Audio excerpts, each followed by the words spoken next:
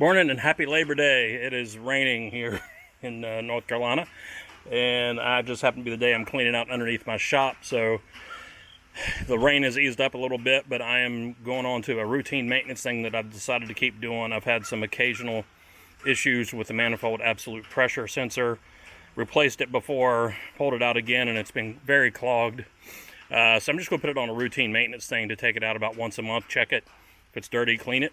And but also, along the road, I've had some turbo, the Boost PSI gauge on the dash has dropped off. When I say dropped off, I can tell a difference. Maybe if I can find my own video, I'll pop it up over top of this. But when I turn the key on, if the gauge goes to 0 or thereabouts, it seems to be fine. But other times I'll turn on the key and it won't really do anything on the gauge. And then I seem to have drop-off problems and all that. So it was telling me more it was an electrical issue. But I haven't had trouble for a while. But I was just going to take this out. I'll zoom this up. Hopefully you can see pretty good. And then zooming in, we'll look at these two right here. Now normally I wouldn't have to take the air breather filter and all that stuff out of the way. To take these out, you can get your socket.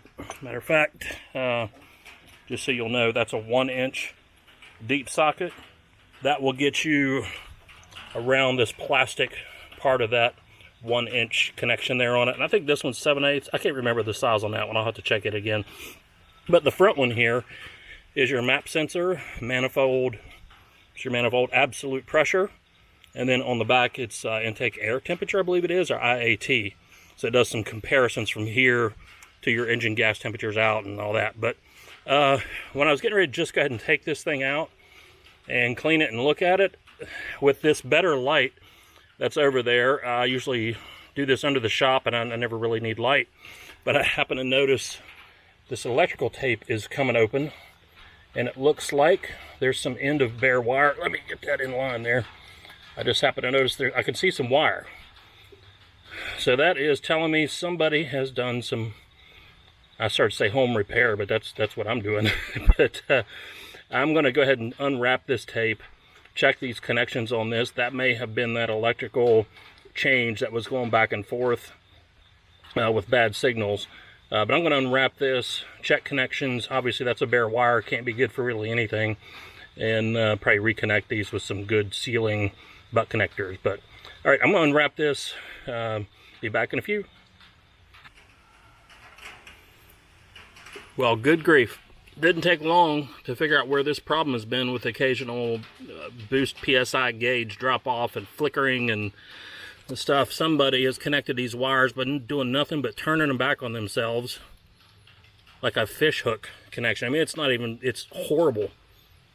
Somebody definitely didn't know what they were doing with that. I hate to put somebody down, but that is just really bad to connect wires.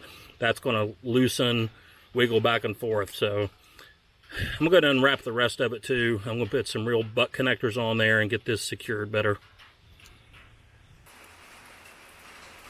Well, after a little break, it started raining really heavy, but now it's just sprinkling, so I'm going to carry on. I wish I'd have got this under the shop, but I've already got the wire reconnected and a shrinkaway heat fuse on that, so that's actually should stay pretty good and solid now.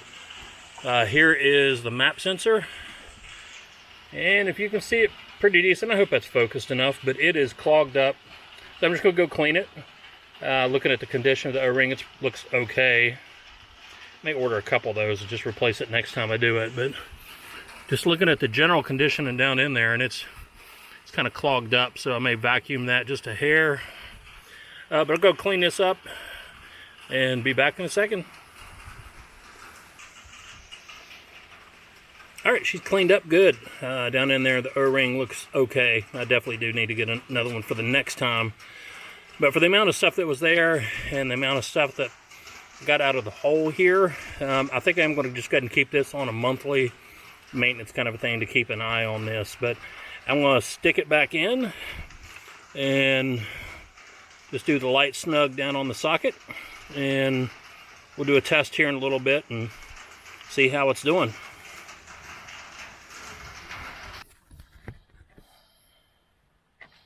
All right, everything's hooked back up under there. The harness, air intake, all that kind of stuff is plugged back up.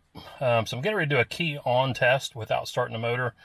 And what I want you to look at is here, the Boost PSI gauge. I hope you can see that okay. Right now, it's actually reading below that first block. So right now, it's reading nothing. And actually, it's weird. I just saw it go through a couple fluctuations there. But so it's reading below that. When I turn on the key, without starting, you see it come up. So there's a difference between reading 0 on a gauge and not reading anything. 0 is still a reading where we're sitting here right now. So let's go ahead and start it and check it out. Yeah, before, if this was occasionally, this would still read 0 or bounce up and down and do some weird things occasionally. And I always thought it was a electrical issue somewhere in a harness, but that's really hard to track down. I feel just lucky that I've got that kind of fixed now, but it seems okay. Again, we haven't had any engine codes throwing this before, so it's been a little bit. It seems like when it's really hot, that's whenever this would do that, but you'll get separation of those wires the way somebody had connected them together, but we do have a good connection now, so I think we'll be okay. All right, have a good day.